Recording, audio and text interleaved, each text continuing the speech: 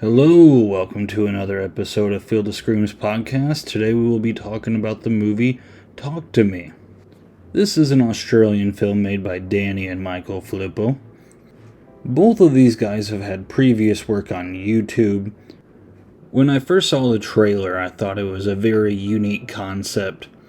The concept was these young kids, they would have this hand and they would hold it and they would say, "Talk to me." And then an evil spirit would come and then possess them.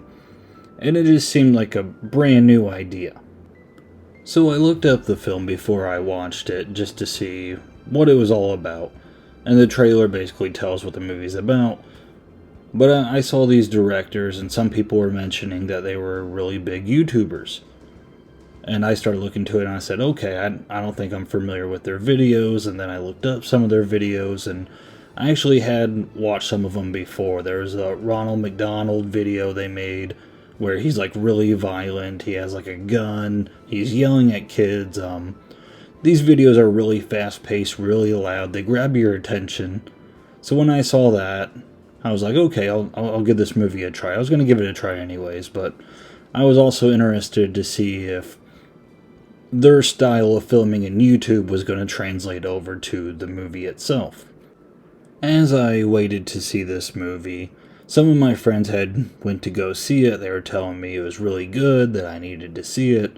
The reviews were coming in. This movie was getting really top-notch views. Some were even comparing it to the movie Hereditary, and they were drawing comparisons. It's made by A24.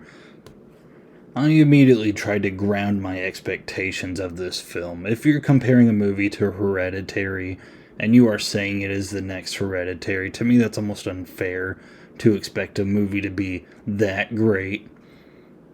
I almost don't like that compliment, because you're setting up a movie to fail. Like, each movie that comes out, it tries to be its own story. We don't need to compare it to Hereditary, or, if you like the movie, I don't know, Scream, the original Scream, and you go, oh, it's the next Halloween.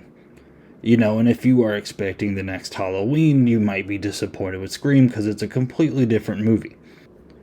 So I did my best to ignore all the compliments and praises and the comparisons to other A24 movies and just view this movie on its own spectrum.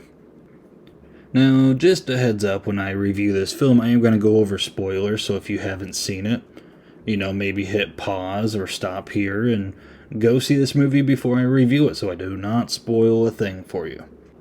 Alright, that was your warning. Here we go into the review, so here come the spoilers. The first thing I want to say is the main character that we have in this film is a very different main character than your standard horror movie would have. She's a very damaged girl. Her mom passed away. Well, I guess I should say she took her own life, but Mia just struggles to fit in anywhere she goes, and her dad, it's a very distant relationship, so a lot of times Mia stays with her best friend Jade, and she's kind of good friends with Jade's younger brother, Riley. In the beginning, Jade had some scenes to make her appear unlikable. There was a scene to where she forgot to pick up her younger brother, Riley.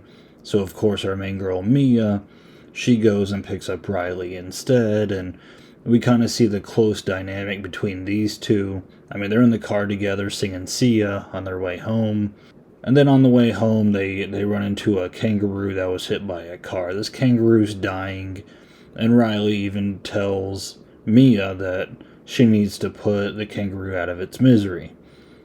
Well, Mia doesn't do this, and she drives around it, and she says someone else will probably. I like this scene just because it gives foreshadowing, but when you get to the end of the film and you're not really sure how it's all going to go down, the foreshadowing of this event, it could go different ways, and depending on how you take it, it might lead you to thinking that something else is going to happen, when it really doesn't. And I thought it was just a really effective foreshadowing scene. Because as soon as that scene passed, I was like, okay, there's going to be a part in the movie to where Mia's going to have a choice to kill something off, and she finally has to kill something that is in pain to keep it from suffering. That's going to be the symbolism, the connection we make at the end. And then if you get to the end of the film, you realize that's not really how it goes down. But it's a nice little teaser, if you will. Before I get into the possession stuff of the film, one aspect I thought that was really kind of weird, the dynamics between Mia and Jade. And I know why they did it. It's to set conflict for later in the film. But literally right from the get-go, Mia's making jokes about how Jade's boyfriend is her ex and how they need to fool around or stuff like that. And I just kind of asked, like, who does that?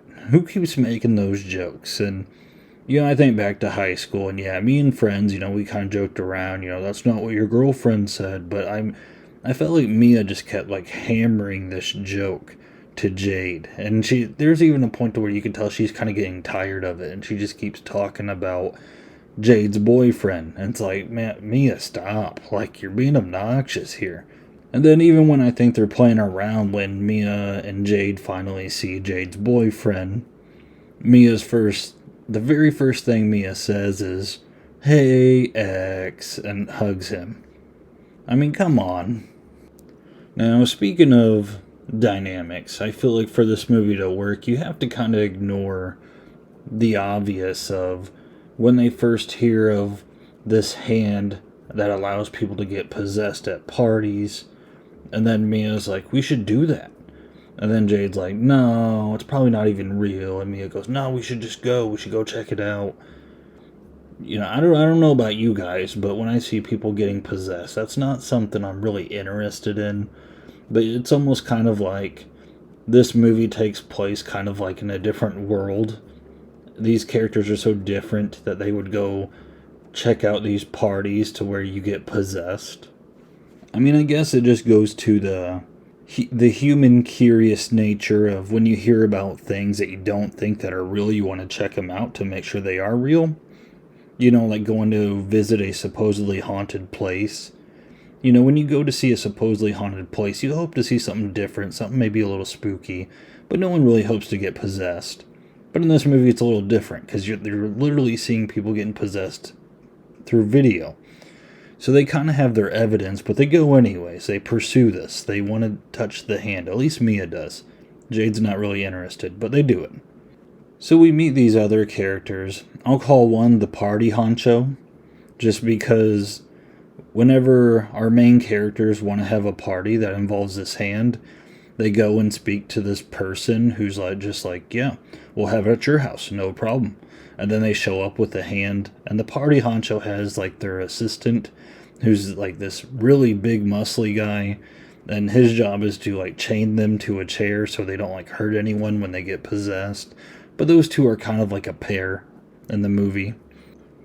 So our main characters, they talk to the party honcho, and they see this hand, and they start experimenting with it. And there's really cool visuals in this movie. When people are possessed, their eyes turn black. The actors and actresses are very good when acting possessed. It's very convincing. When you see the ghost or spirits or demons, whatever you want to call them, they are very icky looking. They're very soggy and just gross. Though when the possessions happen, there's kind of a shift in tone, because at first it's like kind of scary, like, oh man, what's going to happen? But then Mia comes out of it, and they're all like laughing, and Mia's like, that was awesome, I finally felt at peace, and they keep doing it, and then the other characters get into it, and there's like a little montage showing them all getting possessed, and it's playing the silly music, and they're acting all crazy. I think the hand and the possession itself is supposed to be a little symbolism. It felt pretty heavy-handed, pun intended. It felt heavy-handed that it was a metaphor for drugs, I think, experimenting with drugs. I mean, the characters were all having a good time, at least in the beginning, and they wanted to just keep returning to this hand. They wanted to keep talking to the party honcho, aka the drug dealer, so that they would bring the hand so they could experiment with it. I mean, there's even a scene to where Jade's boyfriend becomes possessed. He gets knocked over in the chair, and then the dog walks over and starts licking him in the mouth, and then he starts kissing the dog back, and it's almost like he's making out with the dog. And the party honcho's filming it and uploading it to whatever social media thing they have. And it just kind of reminds me of a scene to where when someone drinks too much or experiments too much and they're in a very vulnerable position and they get filmed and it gets uploaded to social media. I mean, that scene doesn't really go anywhere. I mean, he like storms out of the room afterwards. Jade's like kind of mad, but then he returns. So I really think they were trying to frame it as kind of a metaphor as drugs or drinking or just temptations in life in general. Of course, any movie that centers itself around drugs, something's bad is going to happen. There's going to be some event, some character's going to do too much, and then a bad event is going to happen. And that's exactly what happens in this movie when Riley wants to try out the hand. And Jade, of course, does not want him to do it, and she gets mad, storms out of the room, and Mia, of course, says, well, go ahead and try it, just for a really short amount of time. This, of course, goes very badly. Riley starts banging his face against the wall or cabinet and smashes himself up very good to where it's to a point that you don't even know if he's going to be alive or not. And it kind of painted a scene of maybe like an overdose. Like, again, that's just the drug metaphor that I kept getting from the film. And Mia, of course, feels the guilt over this now. Riley's scene was really well done. I will say it seemed like you knew something was going to happen bad at some point, maybe Jade's boyfriend, but of course the character that you learn to like because he connects with Mia. He's like the one character that kind of can just sit down and have a conversation with her. That's the one that gets hurt, and it's because of Mia. So it was a very good emotional moment where you're like, dang, man, I did not want that to happen to the kid. And of course, after this scene, Mia kind of walks out of the room. She's kind of in a daze. In the background, the party honcho and her assistant, they're talking. And it kind of made me laugh because the party honcho is kind of like, we gotta hide the hand. Don't even talk about the hand. And it's like, what, is the hand illegal? Like, why are we being so weird about this hand? It's not a drug. I mean, it might be a metaphor one, but it's really not. I don't think the police can arrest you for having this hand. But again, I think it just kind of goes back to they're trying to frame it as a drug use.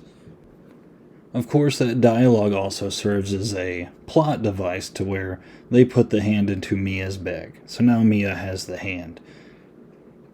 And she has a very hard time not using the hand when she is feeling down because she feels like she hears from her mom. So, I mean, the fact that she keeps going back to it just gives me the vibes of someone who's not well mentally and they keep going back to this drug to try to help. Now, again, with the hand, we see all these gnarly images. When Mia sees her mom in her bedroom, they do this really well shot to where the mom's like out of focus and then it like slowly comes into focus, very close up to the camera. It was a really good image. I thought it was really just spooky.